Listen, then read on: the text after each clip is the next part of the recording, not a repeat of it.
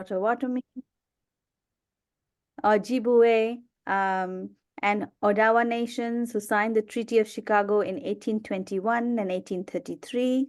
We also recognize the Ho-Chunk, Miami, Menominee, Illinois Confederacy, and Peoria people who also maintained relationships with this land.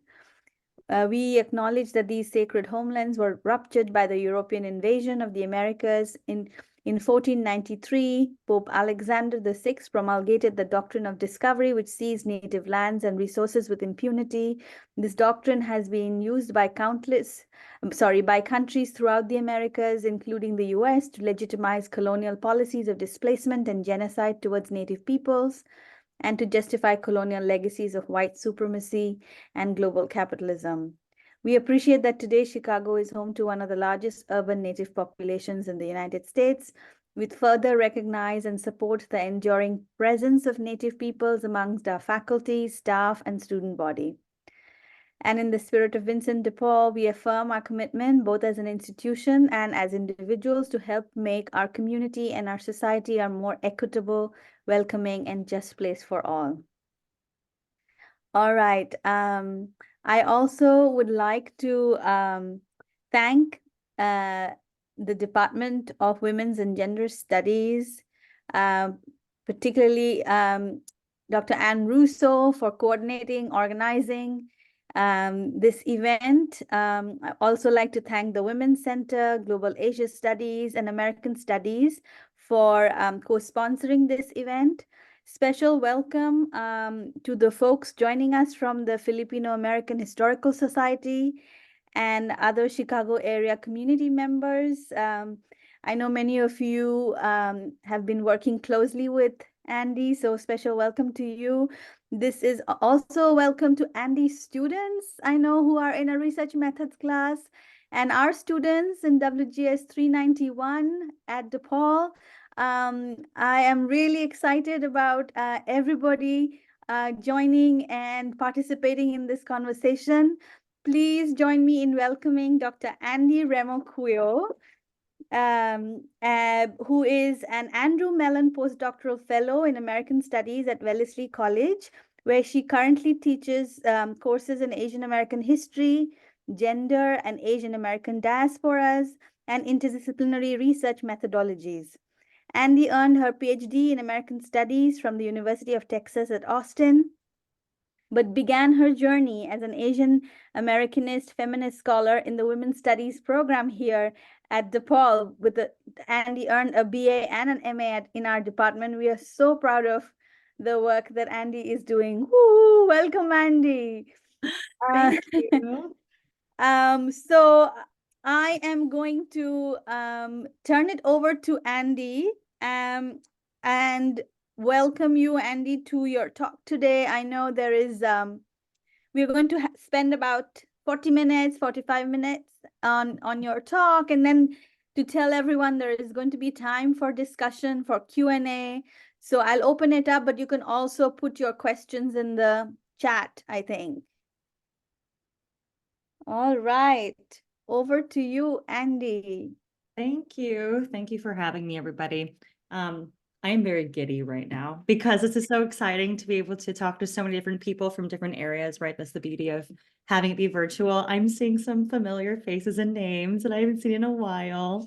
So thank you so much for tuning in, even if you have to leave a bit early, that's totally fine. So Sandrukta originally asked me to do a presentation for her course on feminist methodologies, and kind of bringing that into my own research on Filipina American women's history in Chicago. And, you know, I was really, really thrilled to do this because without my origin story in women's and gender studies at DePaul, my research really would not be what it is now. And even if right now I'm in American studies, everything that I'm doing and my research and how I think about it and the ways in which I engage with it, it always goes back to those feminist theories and the discussions, right? Very real discussions outside of the theoretical language that we have about why are we so invested in the work that we do and why is it important, right, that we do this kind of work. And so what I would like to do is share my research where I kind of give a brief overview, but what I'd like to really kind of hone in on as I'm talking about the different chapters and examples are how do we engage in mixed methodological approaches, and how are those methodological, decisions really informed by our emotions, our personal ties to the research that we're doing. And so for me, that would be on an ethnic and gendered community in a geographical location that I come from. So very personal there as well. And then, like Sanjukta said, we'll open it up for some Q&A, some general comments. I know that I have some of my students at Wellesley here right now taking a methods course with me. And so y'all can, of course, chime in with any questions or comments you have. And as well for Sanjukta's class, there were 2 assigned readings for today, right? One of them was an article that I recently published in the Journal for Filipinx and Diaspora Studies about reflections of one of the methodologies that I've used. And then another one about creating collaborative community archives. And so we can ask questions about those, articles in particular. We can be just more general if you want to learn more about the research, something else totally, that's fine. Okay. So I'm going to go ahead and share the screen, and then after I'm doing the slides, we'll bring it back and you can watch me talk at you with just my face. Let's see here.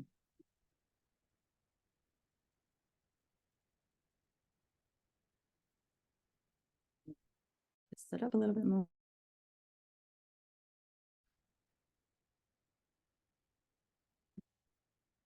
So in my book manuscript, which is titled Liminal Belongings, Memory and Legacy of Filipina American Women in Mid-Century Chicago, I begin with this quote by Kamala Viswasaram, who wrote Fictions of Feminist Ethnography. And this quote is, "Home, once interrogated, is a place we've never been before."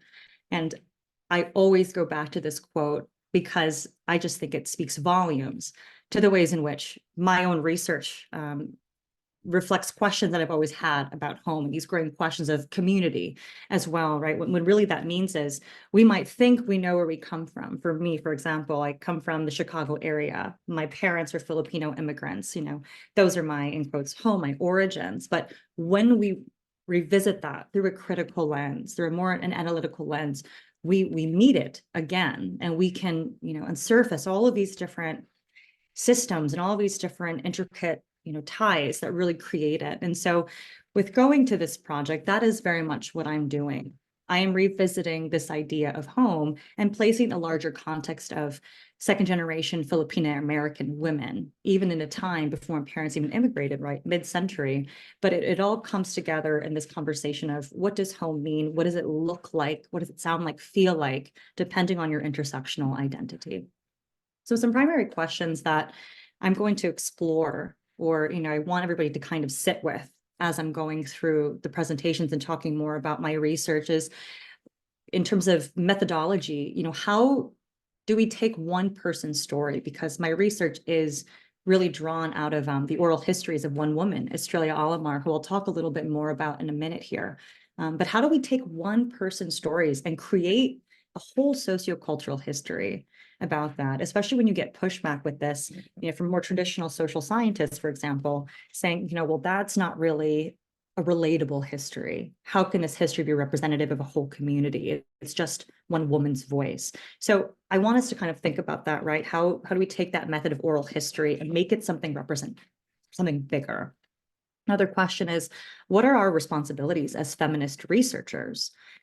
As researchers conducting research on a community that we feel a strong emotional connection to, a belongingness to, what are the ethics that are perhaps at risk here, and how do we navigate that, drawing from feminist methodologies and drawing from this ethics of care and empathy? And then it again goes to another question of, how do we really simultaneously center and decenter our personal investments in our research, right? In a way where we are making sure that we are not pretending like we don't have personal things at stake, while also maintaining this researcher lens where you must be critical and you must point out and talk about some things that could be uncomfortable for those reading, because if you are trying to represent a community or maybe not represent a whole community, but if you're trying to tell a community story, especially one that really hasn't been told yet, you're going to make some people mad or uncomfortable or upset if they feel like, that's not how I felt about this, or I feel like you are getting mad at XYZ and you shouldn't be, right? Or that's a really negative, in quotes, a negative representation of our community. I don't like that, right? So what are our personal investments, our responsibilities? So my book, Liminal Belongings, it draws from the oral histories and personal archives of Australia Alum, who was born on October 9th, 1936, and who, until her passing in October 2022, was one of the few remaining Filipino Americans born and raised in mid-century Chicago, which is a major urban setting without an easily identifiable Filipino ethnic enclave, but a rich history of pre-1965 immigration. And I also want to note that even though there isn't a clear ethnic enclave of Filipino Americans in Chicago, Filipinos continue to be the second fastest growing Asian ethnic group in Illinois, but there is that dispersal. And the 1965 Immigrant Reform Act, it really caused more immigrants to go across the suburbs and have a lot of more class divide. So that's kind of, a little bit background information on why we're not seeing hard ethnic enclaves like we do in the West Coast or in the East Coast. Now, I first met Australia in 2020 while I was writing my dissertation, which is a project that originally intended to be an ethnography of second-generation Filipino American women in Chicago.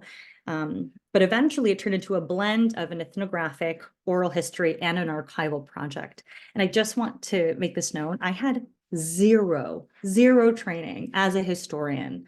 And when you start working, coming from a very feminist background, super interdisciplinary, and a department that is so welcoming and so supportive, and then when you get to a PhD program and you're working with traditionally trained historians, you're pushing back against a lot. But Australia in herself was also what I refer to as an organic historian. She had no, in quotes, official training either, but she took her community and she took her own histories and she made that.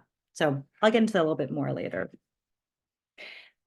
So by drawing from all of the different above, right, the archival material, the oral histories, the ethnographic data, I pieced together an alternative viewpoint of Filipino American history in Chicago that I believe interrupts immigrant and or male-dominated, or oftentimes rendered as gender-neutral representations of the community organizations by placing Filipina and Filipino American women's strategies for home building and community making at the forefront.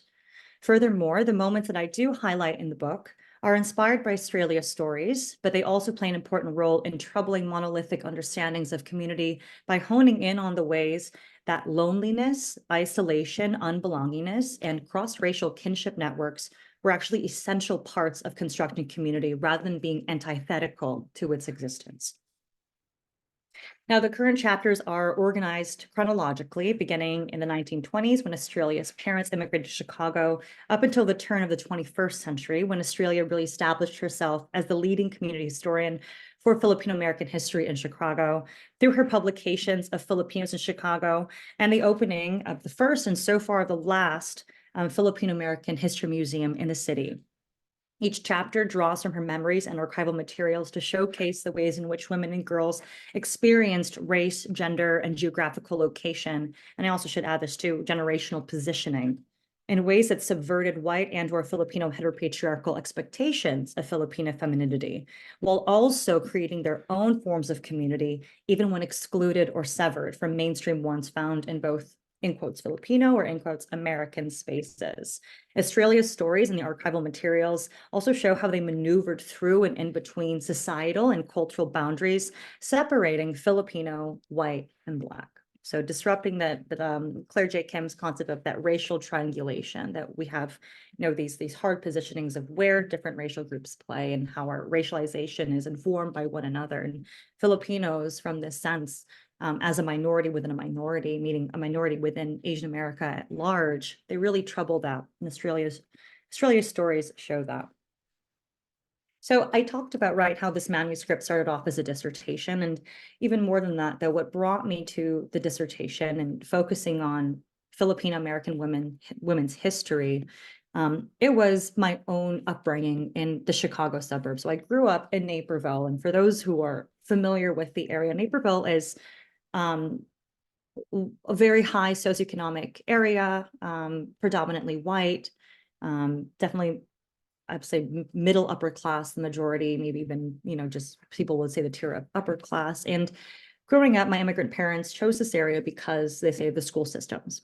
And being immigrants that came post 1965, they were part of this wave of, in quote, professional immigrants that were very much valorized and valued in this neoliberal system that wanted to boost the economy, that wanted to really present themselves, the United States, as a post-racial era in which people, even Asians, could succeed. So education was at the forefront. So they picked this area. But the issue was that I grew up feeling really isolated and out of place. And this is not a unique narrative that we see for Asian Americans across the board, but with Filipino Americans in particular, that feeling of unbelongingness and discomfort, that's maybe more nuanced with our histories of colonization.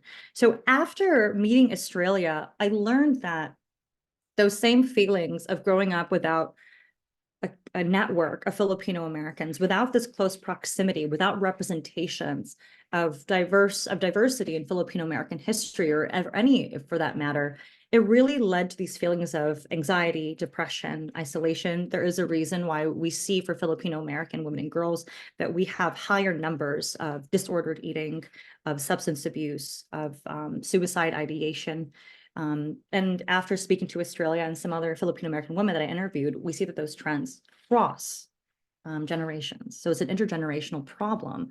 And so one of the reasons why I wanted to get into this project was to really address that epistemic violence of erasure, of, how can telling one story run representation that is more than just, okay, here's community, here's history. How can that really address those issues that we're seeing gendered, racialized people in Chicago and across the board experiencing today? So including some photos here of, just some that I think really represent the kind of research that I did and the way that it was mixed methods. So first, you see this photo of Australia Alum, and I will introduce her more in depth in a moment. So you just get, the full robust picture of who she was. So here's Australia. And again, I spent years speaking with Australia, meeting with her in her home and her house, actually, until she died. She lived there. And this house was built on the exact same lot that her parents bought a house in 1950, when Chicago lifted racial covenants and Asians were allowed to purchase homes. So Australia really, she embodied this history of Chicago's changing racial dynamics, of Filipino immigrants, both efforts and in many ways achievements, and being able to achieve this, in quotes, American dream. And on top of that, her archival materials, hundreds and hundreds and hundreds, were all stored in this house. So when I'm blending the idea of the ethnographic field, the oral history, and the archive, moving through the house, and you can see this top picture here, it's a room with just piles and piles of boxes and archives, and this is just one room. We've had so many volunteers in the Filipino American Historical Society come in, and they had to clean out her house after she passed away. And we're talking, 400, 500 boxes of materials that are now being stored at the Hana Center. And I'm going to talk more about that, the current state of the archive. But so moving through these boxes, Australia and I would be having conversations. I would be, interviewing her, but these interviews were also very open-ended. They were discussions, right? They were just letting her travel through her memories. So that's the oral history part, the physical moving around, watching how she interacts and picks up these different materials. That's part of the ethnographic research, treating her memories as well as the ethnographic field in itself, right? Looking at that emotional geography. How is she really, how are her memories changing as she's revisiting these very things? So this all becomes blended. And this is what I love about mixed methods. It's that just because you're doing three different things, it doesn't mean that they are separate. They totally inform each other. And I think at the core of this too is the idea of emotion, right? So treating the archive and her memory as this ethnographic field, being very aware as well, how I'm moving through this space. Am I following her lead? Am I trying to push her to talk about something that I found the most interesting, which is something that you do need to be wary about when you're working, right, with an actual person. And then there's also something referred to as the interpretive authority, understanding that as this researcher and oral historian, I do have a lot of interpretive authority. I do have that power, to put it very blatantly, to take what I'm seeing, what I'm hearing, and putting it into a new narrative. And so that has to be done with a lot of care. So Australia, until her passing in 2022, she was the co-founding president of the Filipina American Historical Society of Chicago, the co-founding president of the Filipino American National Historical Society chapter of Chicago. She was the co-author of the first pictorial history book on Filipino Americans in Chicago, which is called Filipinos in Chicago. She co-opened and funded the first ever museum and was regularly present in Filipino and Asian American community events. So after her death, as people are really trying to figure out what do we do with the archives, where does it belong, where does the society go from here, right? Her pride and joy. People are really talking and gathering around this idea of preserving Australia's legacy. That's a word that's been thrown around a lot, her legacy. But the thing is that what I found after, spending years with her and talking with her and working with her personal archives and treating her memories as archives too, was that the public legacy of Australia is oftentimes made synonymous with that of the Filipino American community. And while that has a lot of emotional power and importance, there's also a lot of pitfalls to that as well, because the question is, what gets erased for the sake of community? Whose stories get erased? What are the intricacies, the nuances of identity and diaspora when we're trying to represent one cohesive, clear-cut history? So what I found instead, when I was speaking with her and working with her, and what I chose instead to highlight in the book, I only dedicate one small chapter to her role as this Filipino American community leader.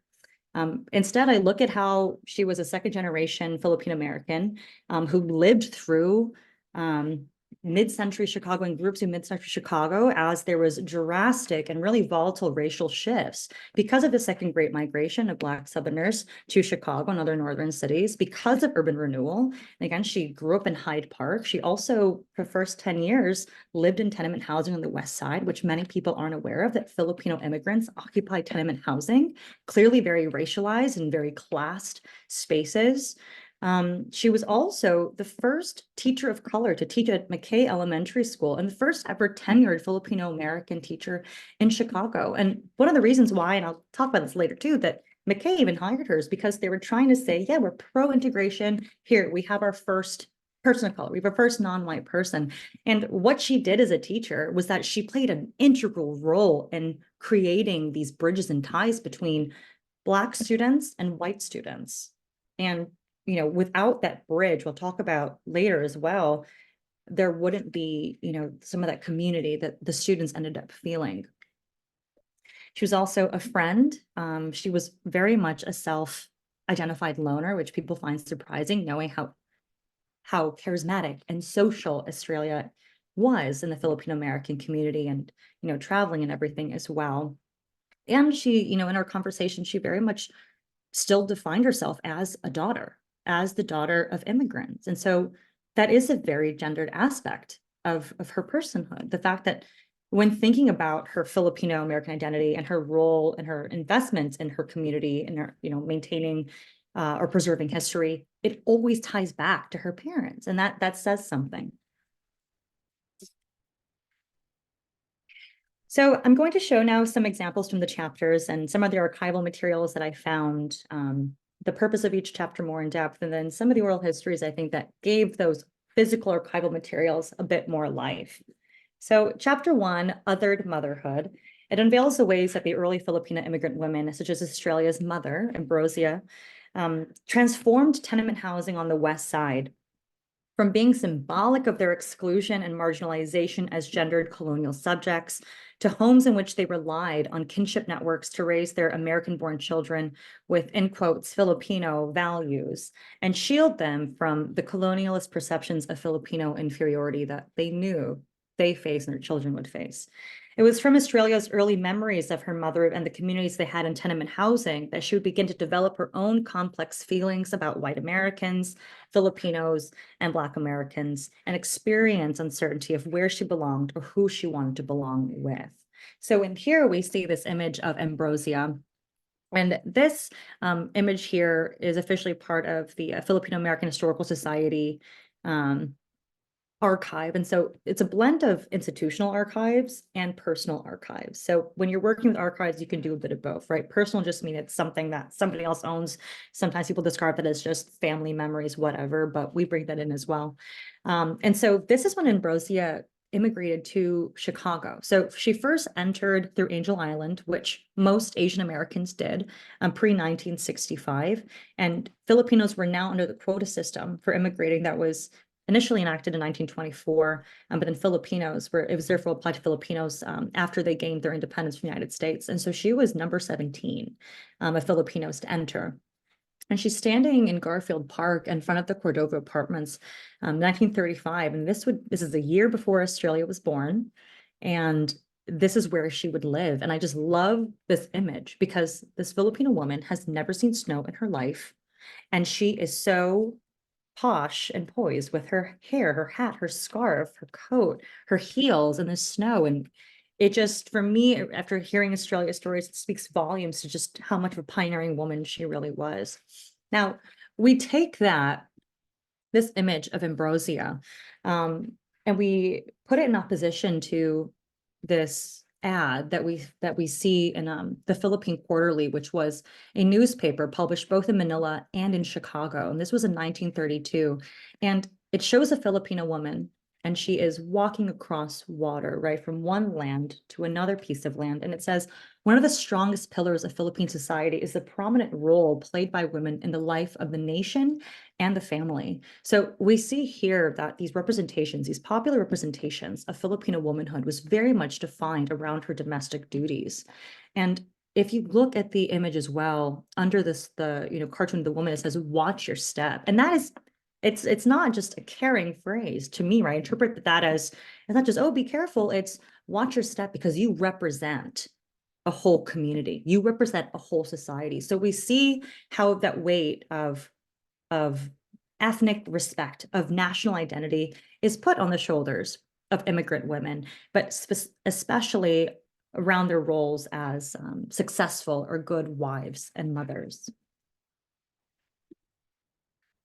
Something else that Australia talked about, actually, I'll go back here. Something that Australia talked about as well. She always referred to her mother as standing behind her father. While her father always made, the big decisions, he was recognized as this very, very popular guy, a community leader, really, really amazing at sports, very charismatic. And there's some film that really shows how, lovable he was. But she did refer to him, her mom, Ambrosia, as being the traditional Filipino wife who stood behind her husband, who was silent, who was subservient, and who also taught her and attempted to teach all of her daughters that that's what it means to be a good Filipina daughter, a woman, a wife.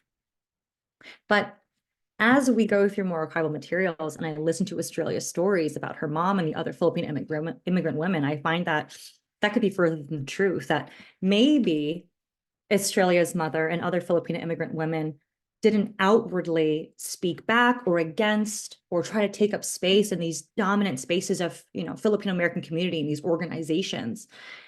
But they used these background spaces, or what I refer to as these liminal spaces, these in-between spaces in tenement housing to make their own moves and to redefine community and to really set the trail of how do we want to raise our children in the United States. So they had a lot of agency there and they weren't just silent. So the United Ladies Club, I included this photo here. It was in the 1930s, and this was before a lot of Filipino women came. This was still when a very few amount of Filipino women were there, but there were also a lot of white Euro-American women from rural areas that were already living in tenement housing with Filipino men and were already raising Filipino American children. They were interracial Filipino American children.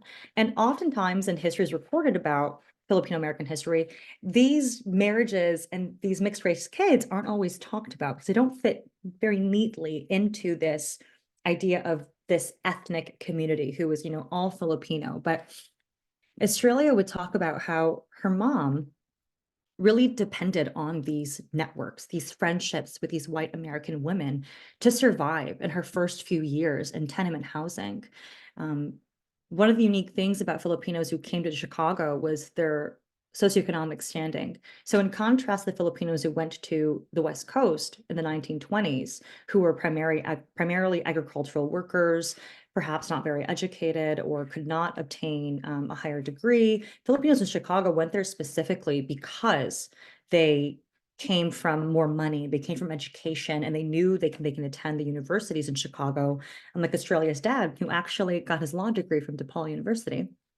And so when they got to tenement housing, Australia's mom had to deal with this demotion, right? Being seen as suddenly a very racialized and class subject that was relegated to this undesirable part of a city. So with these women, she was able to learn, okay, how do I really adapt? Not just to Chicago, not to this new area, but how do I adapt to being the wife of a Filipino man? This is what these first marriages, right? They're so young.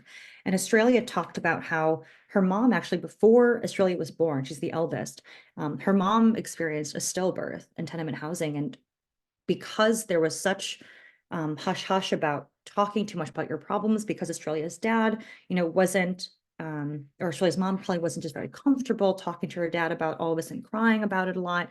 The women in tenement housing, these white American women, played crucial roles in supporting her and helping her cope and survive and push through these feelings of isolation and depression. However, when more Filipino women immigrated in the later 1930s and early 1940s, we saw this attempt to resurge the superior view of Filipino identity that was being really ignored when Filipinos first came to the 1920s, early 1930s as colonial subjects. So Filipino women, when they came here, they decided they wanted to build their own club called the Philippine Women's Club, which did not allow any of the white women to join.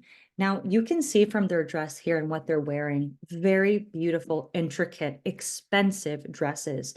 You have women wearing pearls. You have all of this beautiful embroidery, their hair. And if we compare it to a lot of the different clothes that are being worn here, it's much more elaborate, it's much more extravagant. And these were really representations of them trying to represent themselves as being superior to white Americans.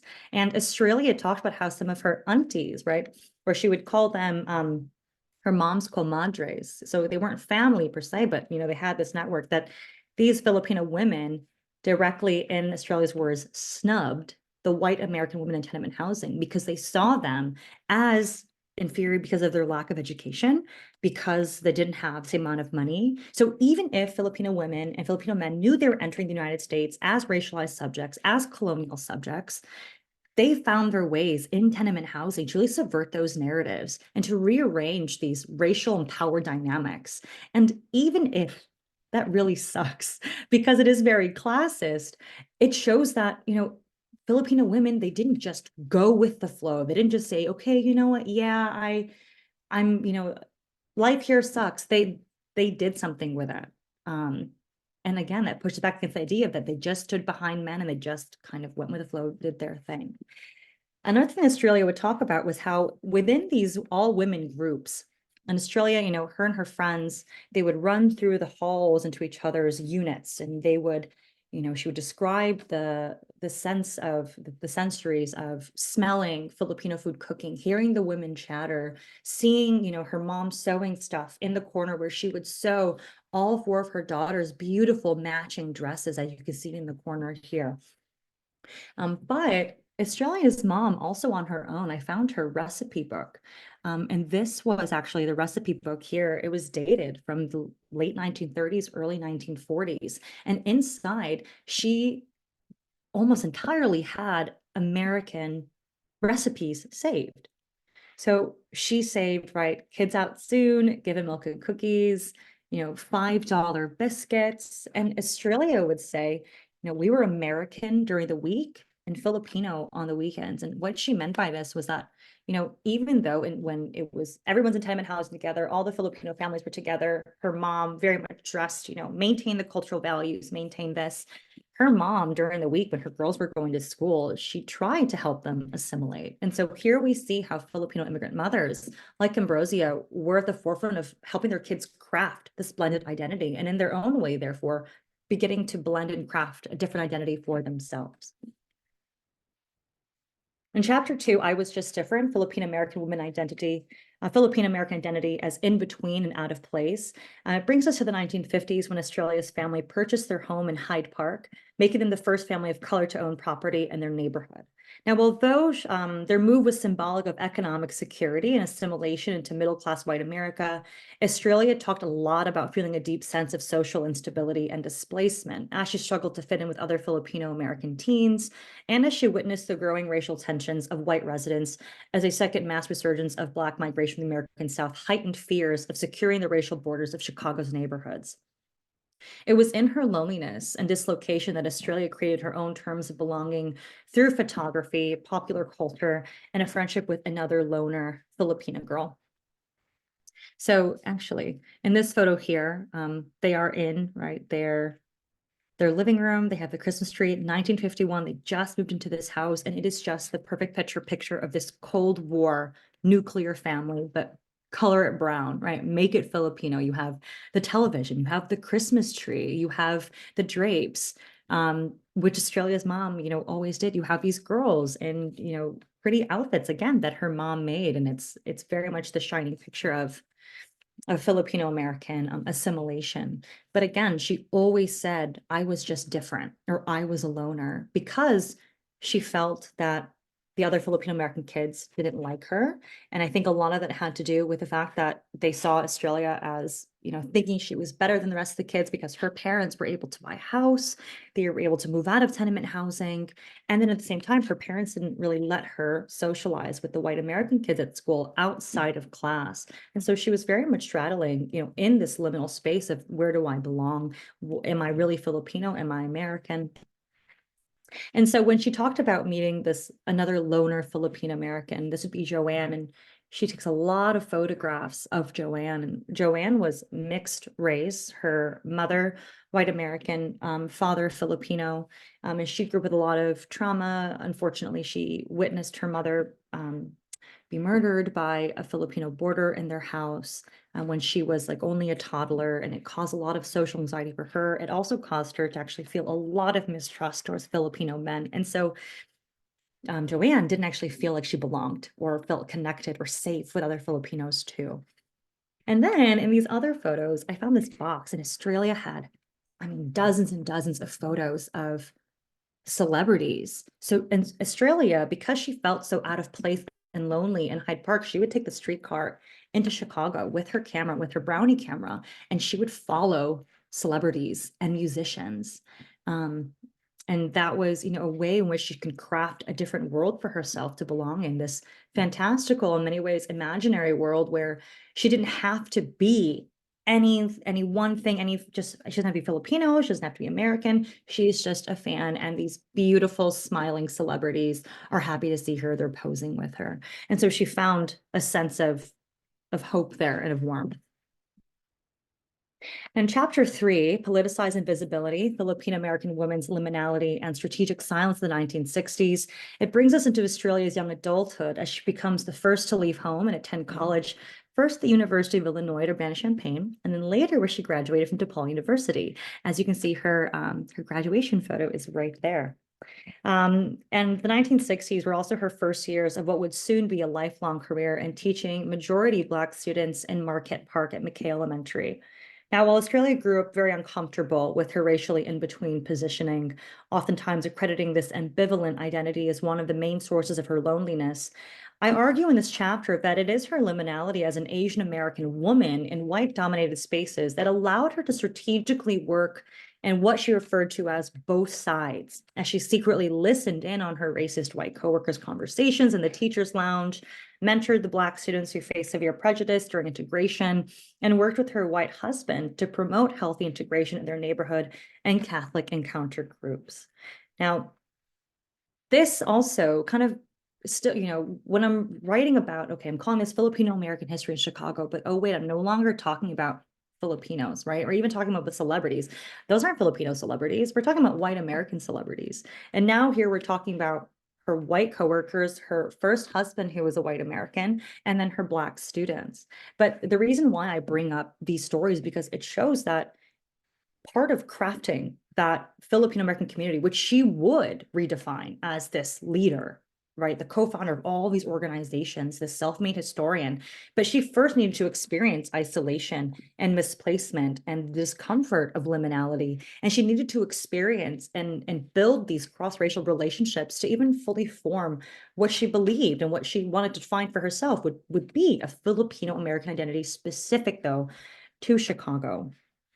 And so one of the things I love that she said, and why I call the chapter Politicized Invisibility, is because, you know, she did say, I was still a loner, I was shy, I was so quiet. And when she'd be in the teacher's lounge listening, and she said they, as in the her all-white colleagues and co-teachers, they thought that because I was quiet, I wasn't political. And this really harkens back to how, because the Filipino immigrant women in the 1920s, 1930s, because they didn't outwardly speak up, because they weren't taking traditional leadership roles in these organizations, that they were somehow subservient and they weren't doing anything. But she was, right? All these women were making moves, including Australia. And she would pull aside her Black students when they first started integrating, and there were very few. And then by the 70s, you know, there was a lot more. By the 80s and 90s, it was predominantly Black students. And she would, you know, say, I knew what it felt like. These poor students, really empathized with them and the way that they were racialized. And this is also when she first started understanding her identity as Filipino and not white, because part of the struggles of feeling in between and out of place was saying, okay, I'm either Filipino or I'm either American. Because it wasn't also until the 1960s where the term Asian American even came to be, right, with this push for racial consciousness, for ethnic studies programs, for more terminology to recognize this diaspora of a blended, you know, ethnic or racial and national identity. So here it's watching these young students of colors be racialized and marginalized, where she started to see her own experiences and how it fit here. Now, going into more of the methodological questions, and I always ask myself this, and I think it's a really driving force that continues to make me question and go back to the manuscript and say, okay, maybe I should change this and that, but what is the role of the feminist researcher and community member? So I mentioned before this concept of interpretive authority. Now, interpretive authority, this was termed by Catherine Faubert when talking about what we're doing with the stories that we listen to. So as I'm looking through the archives, for example, right, I'm looking through the photos of Australia's mom and their all women's group, and I'm looking through these recipe books. Australia isn't telling me, oh, you know what, she actually was making moves and she actually had a lot of agency. No, what she said was, my mom was traditional Filipino wife. She stood behind my dad. But I'm reinterpreting that to try to showcase, okay, how can we pull apart that statement that she makes? What can we piece out of it? What are her own internalizations, perhaps, of these heteropatriarchal expectations or perspectives of Filipino womanhood as being so limited and so small? And this isn't to say, right, oh, Australia, how dare you perpetuate that? But it's, okay, how do we see that moving across generations? And how can we counter that narrative by actually showcasing instead, using that interpretive authority to showcase moments of disruption, of agency, of counter narrative making. Another thing that's really important to recognize is that this is there's collaborative research that, because I am working with Australia and because I am trying to do this for a community that I feel very personal ties to, that I feel like I, belong to, sometimes not belong, but this is not just my research. I'm borrowing words, I'm borrowing memories, from another person. And I have to treat that with a lot of care. And this also goes, in the process of Australia, if Australia told me, I don't, please leave that out, you leave it out. asking kind of clarifying questions so that she can, kind of give more input about how she wants things phrased. After each chapter that I wrote during the dissertation process, I had her read it and give me feedback. So this is collaborative. Now, at the same time, just because it's collaborative and it's kind of like, partner work, there is still the always already existing dichotomy of power at play here. Me as the researcher and Australia as the researched. And, for all the people represented in these photos and these journals, they are the research. So practicing what Diane Wolfe terms as accountable positioning, or constantly practicing critical self-reflection, not just in the beginning, but throughout the entire process, as you keep meeting with people, as you keep writing, to always ask, what am I doing with my authority here? Is it staying true to the feminist ethics and politics of centering marginalized people's voices without trying to be the voice, right? This authoritative imperialist, empirical voice that says this is the narrative, right? So practicing that, and also remembering that the field or the research that we do when we are interacting with people, with history, with memory, with people's emotions, that it is constantly confrontational. So Kim England, another feminist researcher, talked about how field work is always inherently confrontational because it is a constant push and pull of power between the researcher and the research. But I add that term productive confrontation because confrontation can be good. Discomfort can be good, because without feeling and acknowledging and really leaning into the discomforts and picking apart the interpretive authority and understanding the limitations and beauties of collaborative research, we wouldn't get more robust understandings of community, of what it means to conduct research with care and compassion. And then in turn, that does also, I believe, strengthen your role as a community member, having a lot more of political and self-awareness, and how what we create also impacts other people that I might be indirectly representing. If somebody, right, feels like a lot of these stories resonate with them. So I really like drawing from these 4 different terms to really guide my way through that. And speaking of doing collaborative research, the Filipina American Historical Society of Chicago, they're still in dire need of volunteers, because unfortunately at the HANA Center, they have been so gracious in renting out a room for these archives. Again, hundreds of boxes for a very low rate, but the center is now leaking and the archival materials are covered with tarp. And we're talking about archival materials dating back to before 1920. So extremely rare, unique archival materials that you're just not going to find anywhere else. So they need to move all these boxes out to a safe place, while also helping categorize them and working through it. And so they've been doing a lot of volunteer opportunities since October 2022. And the next one coming up is on Saturday, February 17th, in the HANA Center. It's on 4300 North California Avenue. And if you're interested in volunteering, whether it's this upcoming one or in the future, you can contact Ruben Salazar, who right now is the executive director of the Filipina American Historical Society. He was also one of Australia's best friends. And he's actually the president as well of the FANS Chicago chapter, so you can contact him. Ashley DeKillia right now, she is the one really working the closest with and directing the actual archives, and John Sarmiento. So all 3 of them are board members. So again, if you have any interest, any more questions about how to volunteer, you can contact them. You can also email me, that's fine too. And so that's all I really have for the actual slides. And okay, so it's 3:30. How long did that take me? I can't time myself. Thank you, Andy. I think you went a little bit less than an hour, probably like 50 minutes, between 45 and 50 minutes. So in plenty of time. I think we have a good solid, like we run till 4:10. So a good amount of time for Q&A and discussion. But thank you for such a sort of carefully crafted, rich narrative and storytelling of your connections with this community and the work you did. So with that, we have time for Q&A. I'm going to open it up. So you can put questions in the chat if you're more comfortable, and we can open it up. I can read them out. Or if you want to raise your hand and speak, say your question, we can do that too. I'm just going to run between the two screens to make sure that I can see people raising hands, right?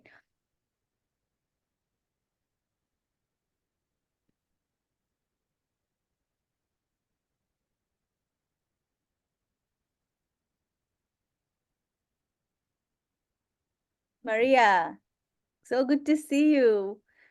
Feel free. I'm sure let me see. You can unmute yourself and ask your question. I think you're muted.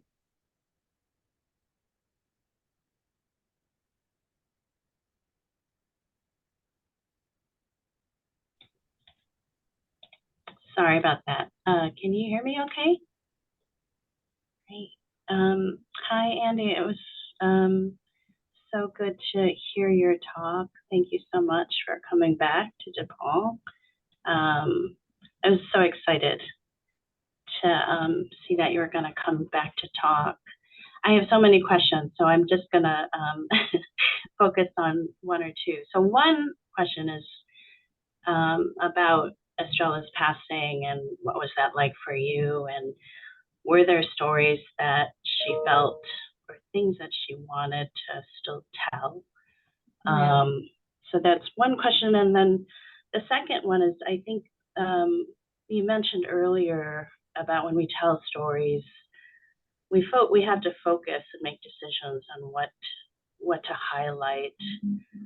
But then in the process, we kind of overlook other narratives. And I'm wondering what other narratives might have not been captured at that time, right? Over, the migration in the 30s and then the larger migration in the 60s of many Filipinos coming into the US. Mm-hmm.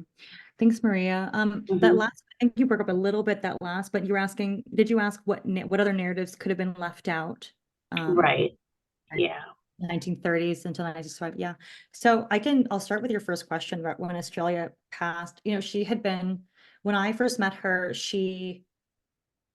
it was the middle of COVID. I mean, it was COVID, things were just starting to open back up. I would fly from Austin to Chicago. I would quarantine, and then I would take multiple tests. I would go get a rapid test and make sure it was okay. And then we would chat, but she was, the elderly, they went through especially a hard time, and she was very sick in general. She was getting dialysis twice a week. She no longer had home helpers. And so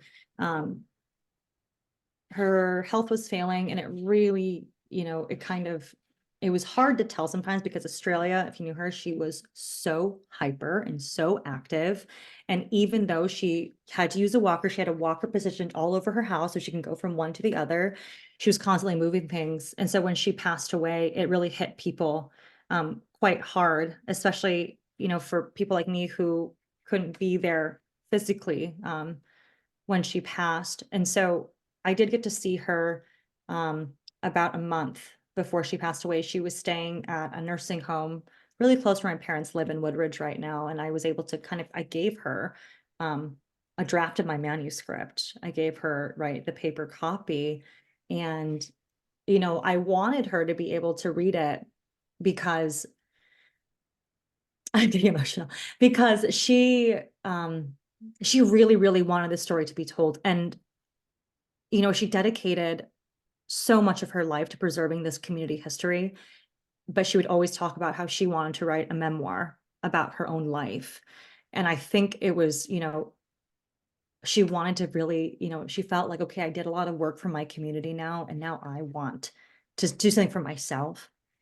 And so I tried to do that with her. And I asked her, I would like to include Australia. You called your mom a pioneering, she had this exhibit for the pioneering Filipino women. I asked her, do you consider yourself a pioneering woman in the Filipino American community? And she was, shy. She was like, oh, I don't know about that. And I was like, well, if it's okay with you, I would like to represent you as such in my book. And so I was able to do that. And so, that was definitely really hard, but I'm happy that I was able to give that to her. I was happy as well, especially that throughout the process of writing, she was able to actually look through the chapters. I'm not sure how much she got through, and okay, a lot of things. In regards to your other question about, who else gets left out and having to make decisions, a lot of people get left out and a lot of opinions get left out. And that's just something, as a researcher, as a historian, you're just going to have to do, and you can do so with care. I acknowledge it in my writing. So, for example, Australia talks about her relationship with her sisters or other, Filipino community members and maybe some tensions that they had. And all I can do is speak on her experiences. And I tried, contacting other people before. Some had no interest in speaking, some are no longer around. But what I do with that is rather than saying, oh, so and so was so mean and they did X, Y, Z, it's, picking, asking the questions of why did Australia feel this way? What does this say about her overall, going back to the feelings of unbelonging, of disconnection, of yearning and longing for connection? And what was at stake there when she didn't feel that? So kind of, placing the larger political like conversation, again, tying back to her intersectional identity. And, there actually has been more work on this bridge generation of Filipino Americans that Fred Cordova, right, termed that this bridge generation of second generation Filipino Americans born before 1945. And that, that narrative still is not very well known. So I'm contributing to that in that way. But what I'm also trying to do is tell it through a much more critical and woman forward lens. To show that, yes, there was this bridge generation, but there were intricacies and there were tensions and confrontations within this one generation as well. And, talking about that isn't damaging. It's what we need to grow, in my opinion, and to create, a more sustainable and diverse idea of legacy. Thank you. And I have to say, I mean, thank you so much for your work. And for those of you who are in Chicago, you know what a powerful figure Estrella has been, and such a fixture, I think, in our community. So thank you for your work. Yeah, thank you. Thanks. Other folks, other questions, comments?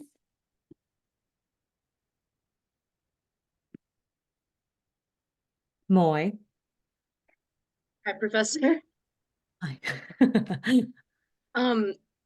Thank you so much for your talk. It was so great to hear more about your research. And I guess my question is, I feel like there's I don't know if it's a stereotype or like an expectation in academia that even if research is qualitative, the writing has to be like neutral.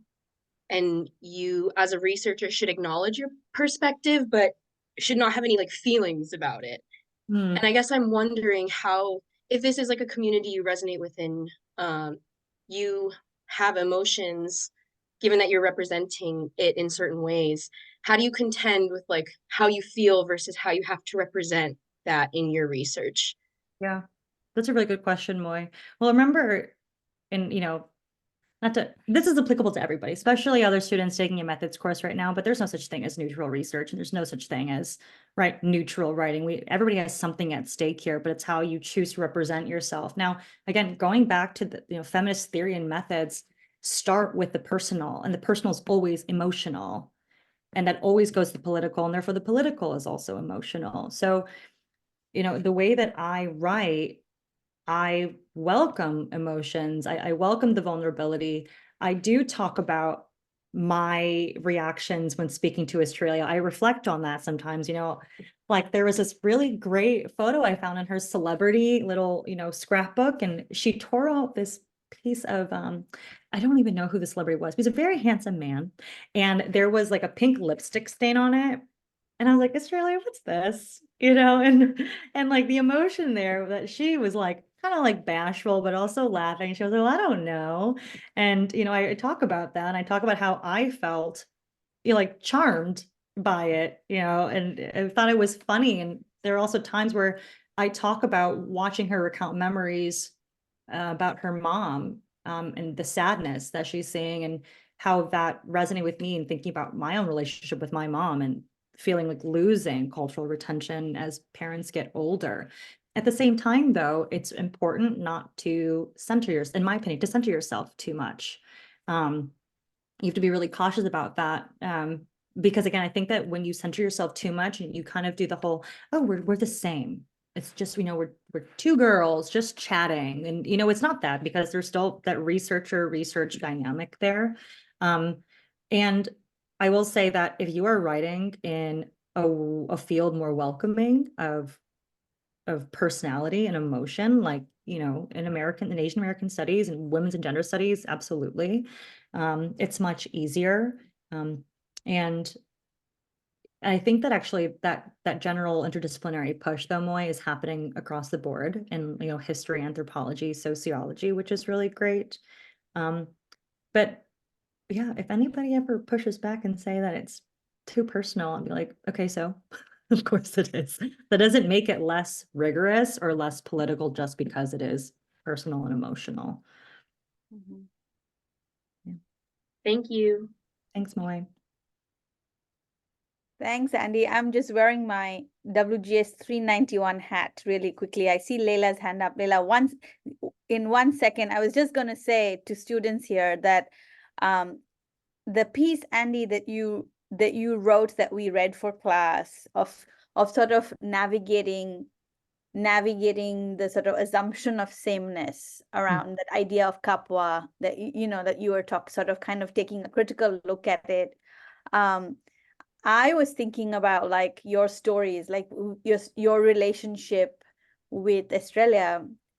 How did you navigate, like, I don't know, moments of maybe discomfort or kind of difficult moments, create those boundaries? In that, at the end of the article, you talk about how it's important to create some kind of boundaries, again, because of the interpretive authority that researchers have, no matter how close you are, right? Yeah. So I was just curious about that. Yeah, well, I think one of the main boundaries that I'll also say this, when I first started spending time with Australia, and it was like she was like very lonely, her home helpers weren't able to come as much, and I would go there planning to be there for 2 hours, and I would stay the entire day, and it was so amazing to get to know her and to build a close relationship with her. But then it was also really emotionally taxing, and I would get in the car after and I would just start bawling because it was just a lot to unpack. And so I found myself subconsciously starting to feel like I was a caretaker. And I had a lot of care for her, and I wanted her to have more of that caretaker help, but I did not have the ability to do so. Both the time, the training. I also am still a researcher in that setting. And so what I had to do was one of the biggest boundaries, I had to have a clear-cut set of time on how long I'm going to spend there. Yeah. So, just that personal boundary. And another boundary that I had to make, and maybe not even a boundary necessarily, but things I had to remind myself, are to, and actually my advisor at UT Austin, he would read it and he goes, I feel like you're being a little bit too easy on something Australia said here. He's like, I understand, like, you care a lot about her and she's a very, very sweet woman and you want to handle her stories with care. He's like, but you also have, a responsibility as a researcher to pick that apart a little bit more and analyze it more. Because sometimes, as somebody who grew up in mid-century Chicago, attempting to understand her Filipino identity in relation to the way that she saw Black Americans be racialized, sometimes she said some things where I was like, it's a little bit problematic, that's a little bit problematic. Or, sometimes as well, like she would talk about other people in ways that I was like, that's a little bit problematic. And the decision I had to make was, okay, do I completely leave that out? And do I ignore that complexity of Australia as a human being? Or do I bring it in and again, use that as a moment of analysis? And so I chose to do that because again, my advisor was like, he's like, I get what you're doing, but you still have to put on your researcher hat there. But that article that I wrote, that was when I was doing my dissertation research, and I thought it was still going to be in ethnography. And with there, it was, again, I think at the forefront, being really verbal and having written consent too, of this is what we're talking about. this is what might come up. These are the things that I promise, you know, I will try my best to respect, but you also have the power and authority to say, I want to stop, don't include that. You know, because I think going into these conversations again, we're like, oh, this is a community work. This is community. It's so altruistic. I definitely had I made the mistake of sidestepping the importance of being really official and rigorous with the consent and making those things clear in the beginning. And so I had to learn that just because everyone's smiling and happy and having warm, fuzzy feelings in the beginning, that doesn't mean that that's gonna stick through and through. Yeah. Thanks, Andy. Dr. Farah. Hi, Andy. Thank you so much for such a beautiful presentation of your work and just thinking broadly, as I also do ethnographic work. And so it's, you know, it always feels like a minefield, frankly. I know I shouldn't use war metaphors, but you know who I am. So, but it just, because it's so fraught. So I'm going to put something in the chat. It's actually an article that guided me through my work. This subject maybe for your students, especially. But one of the things, so this is from a performance studies perspective, right? Because that's my discipline. But one of the things that I love about this conversation, and I think in particular this piece, and I learned so much from it. And I do want to say that I never learn. Like there's no being done, right? Like every time you engage in a process, in a research project, I feel like, because you're establishing new relationships, and so so the practice is always in progress, is how I frame it for myself. So and I just want to really thank you about you know, sort of talking through that complexity, because I think in this article and my own work, it's that, so one can do that super distantiation. Oh, you know, this othering, like, oh my God, that's so not who I am. And that's so not how I think and how, you know, I see things, or how I see what the person is saying. And conversely, on the other axis is this complete and being enamored and romanticizing and being in love with, and you know, like just the emotional connection, and you know, and especially for those of us who do work over years with the same people, right? So you establish relationships, it's real, right? Regardless of power differentials. And so in this configuration, and this is where I'd love to hear your thoughts. You know, in the middle of this axis of distantiation versus being in love, romanticizing, like there's this middle space in the axis. Conquer Good calls it dialogic. It's a dialogic engagement. And it's ongoing, and it's fraught, and it's hard, and it's in always sort of connecting and thinking about these other four axes, right? And finding yourself as a researcher in that. So can you talk about that middle space for yourself for us? Just a little bit. That would be wonderful to hear your thoughts. Thanks, Layla. And that article sounds really, really interesting. I'm glad I just saved it, actually.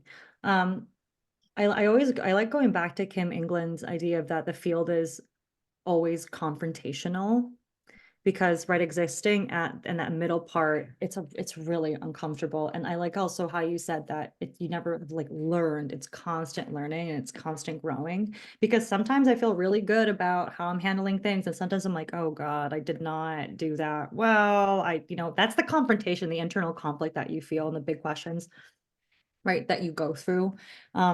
And so one of the biggest conflicts that I think I have, and where I try to balance the more personal, maybe romantic, very sentimental feelings with the more intellectual academic hat, is when I'm trying to defend my choice to draw from one woman's histories, because it does become really evident too that, in my writing, that I have a lot of care for her. And I'm trying to also show that, yeah, this care doesn't negate from the political aspects and the larger questions that I'm asking. And so I don't even have a clean cut answer for this, because sometimes I feel really good about, yeah, I'm balancing and I'm still representing this broader history that I think needs to be told. And other times I feel like, wow, it just sounds like I'm writing about a friend, or oh, it just sounds like I'm writing a biography about somebody. And I don't want to write a biography about anybody. This is not what it's supposed to be. It's about, one woman that I got really close with, that so many people in the Chicago area and, even outside of Chicago, they really know her and they love her and they know her in their own ways too. But it's, it's like what stood out for me there. Mhm. And it does help as well, again, to just, I frame a lot of my analyses in my writing too with just feminist theory, like reminder to my reader, the personal is political, a reminder, it's okay to have feelings here, and then go into other kinds of theoretical frameworks that are more jargony. So yeah, Mhm. yeah. I feel like I love that, that ongoing back and forth.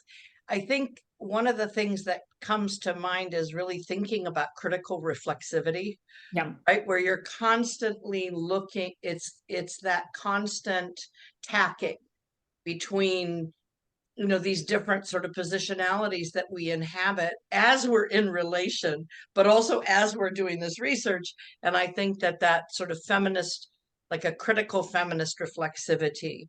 And I know that a lot of people use autoethnography. That was my methodology to sort of do the self-check of the check, right? Like, so yeah, I really appreciate that.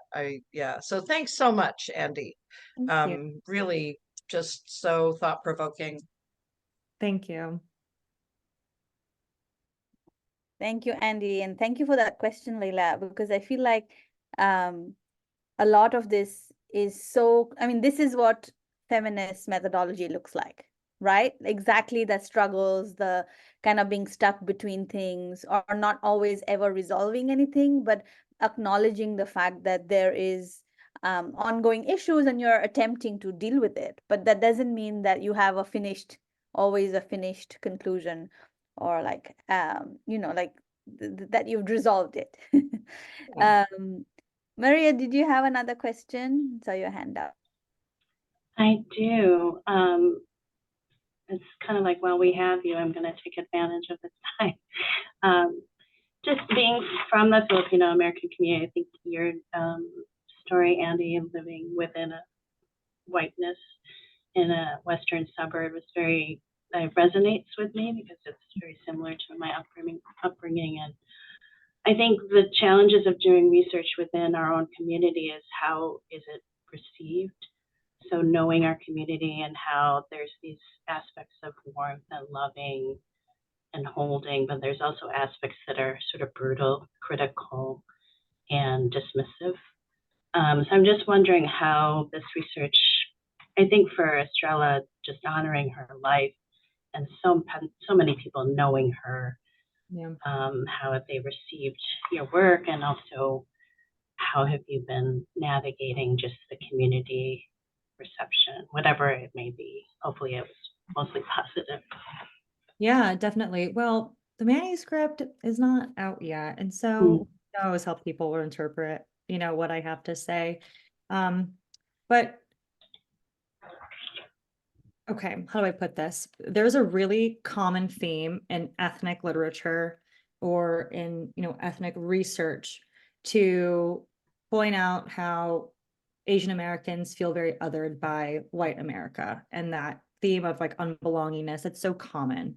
And there have like been critiques about, okay, that's overdone, overplayed, this idea of unbelongingness. But then what if we talk about unbelongingness even within our own ethnic communities?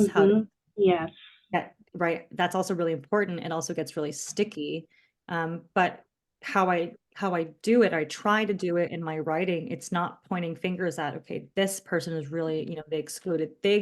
What I'm doing is it's shattering the idea that any community, that if you get a community and you define it as this one thing and it's so altruistic and we're so organized and we have these events and we have these parties and we have this exhibit, you've just stunted the growth, because like Layla was saying, that you never like learned something. It has to be constantly growing, and that growth is from confrontation. And you know, I feel bad. I don't feel bad saying this. I need to own it. So the founding president of the Filipino American National Historical Society, Fred Cordova, like produced really, really important work. And him and his wife, established this major historical institution. I also pulled quotes from him, though, in his writing that were really, really misogynistic. Mm. That's difficult for people to hear. And, I did a presentation on my work at the fans conference in Seattle, and I made a last minute decision to take it off the slides, a quote from him, because I read the room and the space, and it was like very celebratory and very romanticizing of the Filipino American community and history. And I was like, this is not what they want to hear right now. Mm-hmm. Don't want to hear it, but it needs to be heard. So I'm just going to pocket that and put it in my writing instead. And right, I can do so without being like, God, like what a misogynist. I can say, okay, like, how are these representative of larger cultural values that were a result of Western colonialism, right? When we have this imposition of Western gender ideals and really strict gender roles. And how does this also show that, yeah, it's not all nice and good. This community, it's not altruistic. Everyone's not, right? We're not all of equal standing. And so, yeah, and it gets a little bit scary for sure. But then also reminding people, this is just one perspective. This is just one, this is one woman's history. I'm trying to tell a larger history through her story, but I hope that other people do the same thing too. I hope that, other people take their own histories and decide, stories and make something else of it, as well. And I know that fans, in terms of the archive, they really want that, right? They want people to put in their own personal like objects in their archival collection with their name on it. And so I hope that this might, start bring that trend more into actually publishing and writing in academia when people are trying to produce more research on Filipino American history, that it doesn't need to be from like the community viewpoint first. It could be from the individual, and how does this individual stance start seeing the community around them? How might that look different from how somebody else sees it? That makes sense. Thank you. Yeah, thanks for your question.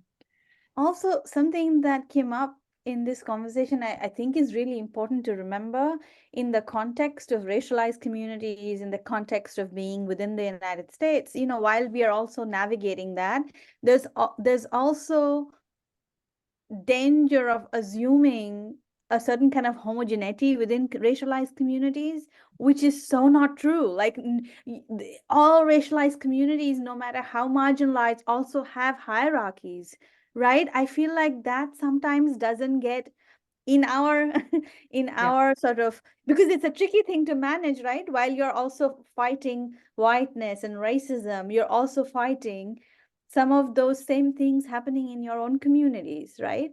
And I think that that's a sticky, you use the word sticky place to be in, but it's so important to sort of make that visible, because otherwise we perpetuate this idea that community is always, like always one dimensional, everyone has the same views, and there's no power hierarchies, which is not true, right? Yeah. And at Wellesley, I teach this course called the Asian American Experience, and I did not pick that title. It was chosen by the school.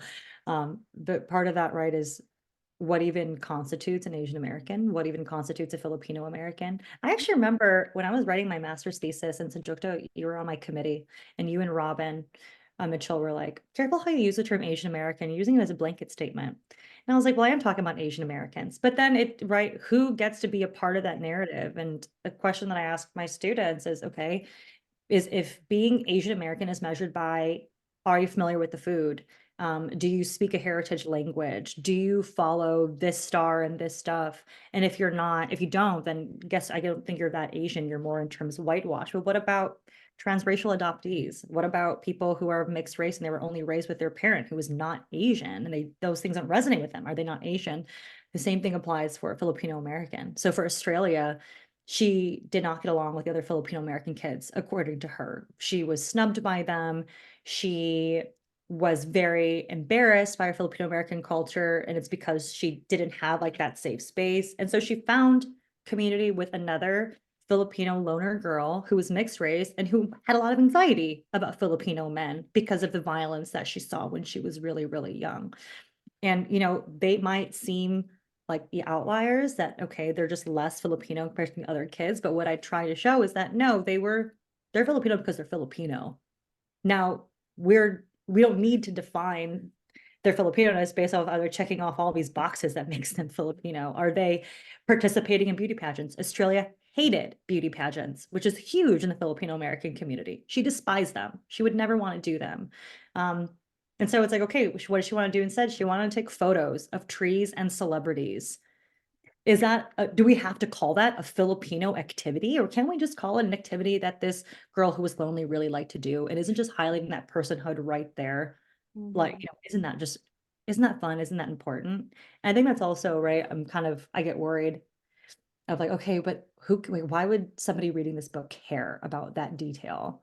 But part of what I'm doing is like, I want you to care. I want you to be able to, people who have racialized or ethnic identities, like being Filipino American, to not feel like everything you have to talk about or do to define your Filipino-ness, it has to be centered around Filipino, right? Like in order to have like, fully formed racial consciousness and to feel liberated from all of these things that are imposed on you, these like definitions of what it means to be, you need to have the luxury of just being able to do what you want without it being measured of how Filipino you are. So, yeah. Yeah. Thank you so much, Andi. That's really that hits the nail on the head. We are coming to almost the end of our time here. We do have 5 more minutes, and I see one question here. I'm going to read that out. In the meantime, if anybody else has another question, maybe we can take 2 questions and have Andi respond to both of them together. So I'll read one out, and if there's any more, I'll open it up. Let's see. Delilah is asking, was the concept of model minority brought up in your research? And if it was, did it have any impact on Australia's experience as an Asian American? Yeah, that's a great question. She never actually used the term model minority, but the idea came up twice in the research, and I talk about it. So one, before Asian Americans in Chicago or in the United States, well, we'll say Chicago, before they were considered this model minority, right? Post 1965, the Immigration Reform Act put an end to this quota system in place in 1924. So now all of these Asians can now immigrate to the United States as long as they were professionals, right? They were highly educated, they were working jobs as engineers, doctors, nurses, architects, whatever it may be. And so they were seen as this example of anybody can overcome difficulties as long as you work hard. It doesn't matter what your race is, right? So it also kind of it absolutely discredited the struggles that Black Americans went through.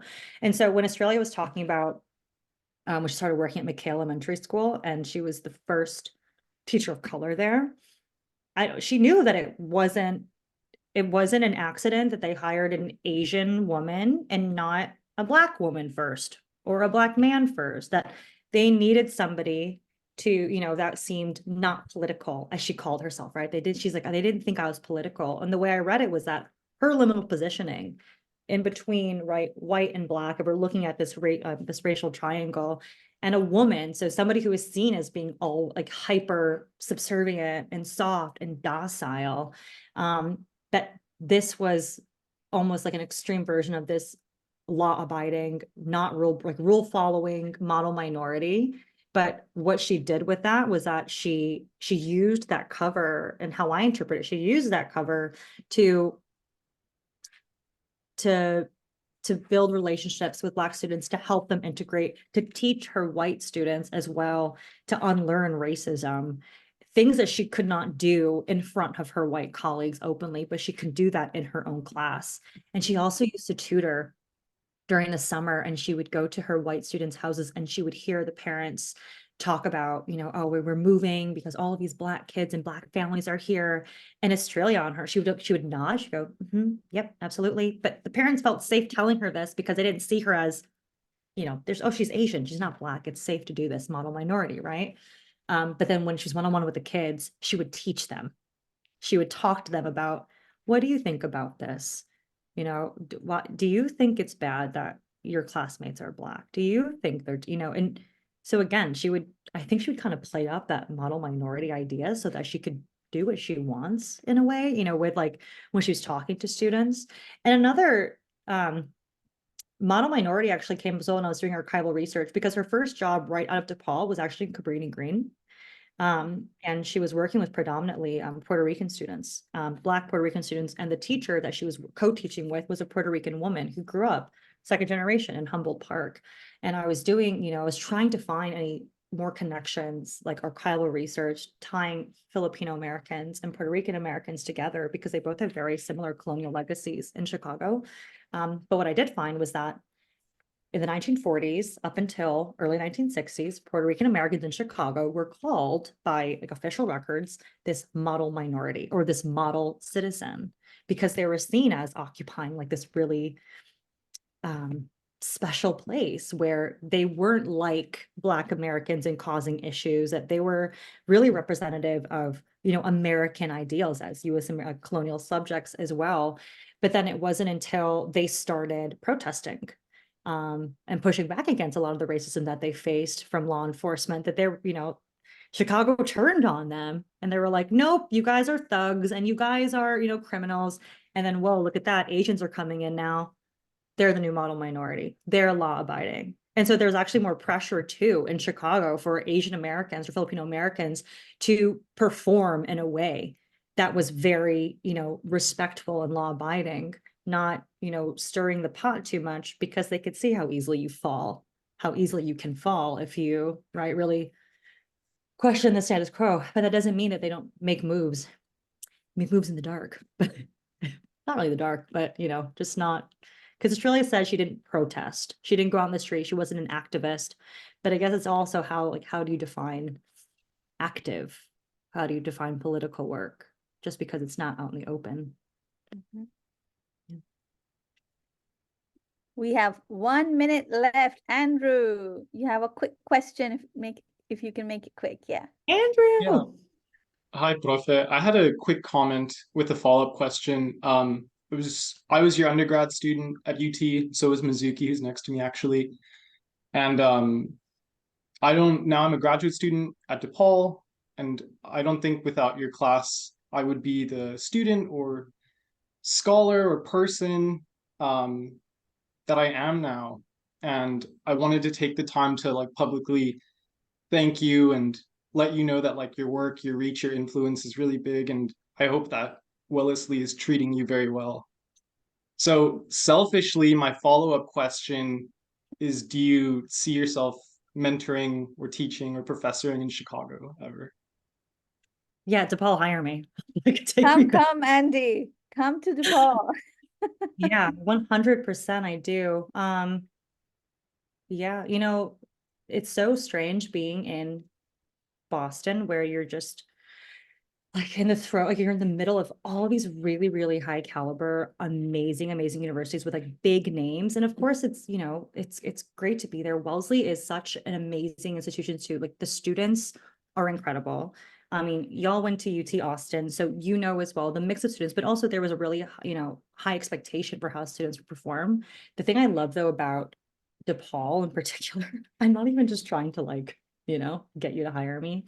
But it really felt like the compassion that I really got to nurture my interest in growth is really important. And in Chicago, I think that a lot of the organizations that I'm getting to meet more, like the Filipino American or other cultural organizations, I'm really seeing that at play as well. And I like seeing how the blend of a lot more academics in the community work. and then a lot more of academics listening and incorporating, actual on the ground, unofficial historians, like community historians. And so I want to go back there. One, selfishly, my family's there. But the two, I just feel like the work that I really want to do and I'm passionate about, it's really hard to do that when you're not physically there. Like, I still join the board meetings for the Filipino American Historical Society, and I listen to all like the really difficult issues that they're having. And I want to be there and actually help. That actually makes me feel really crappy too. Like, I worked with Australia for this long, I'm writing about the archives, but then I'm hardly there to actually help fix the situation of where the archives are actually going. And it almost feels like sometimes I'm being, like an armchair. Like, I feel like I'm just sitting here writing about it and talking about it, but am I actually doing anything? So I know it's complicated because, travel is hard, but I would very much like to go back. Yeah. And Thank on you. that note, sadly, we have to say goodbye to Andi. Andi, thank you so much. Please join me in thanking Andi. And Andi, we're so Thank you. excited for you, this amazing book, and look forward to reading it. And gosh, look forward to seeing you back in Chicago. And we are on it. We're going to be, watching where you're going, all the best, but, we'll be calling on you again. So thank you so much for coming and sharing your work and your time with everyone. And Thanks. thank you everyone for joining. It was great to see you here and hope to talk to you more. Come back for our events. We'll send emails and keep you posted. Bye. Take Thank good care, everybody. everyone. Thank See ya. you. Bye.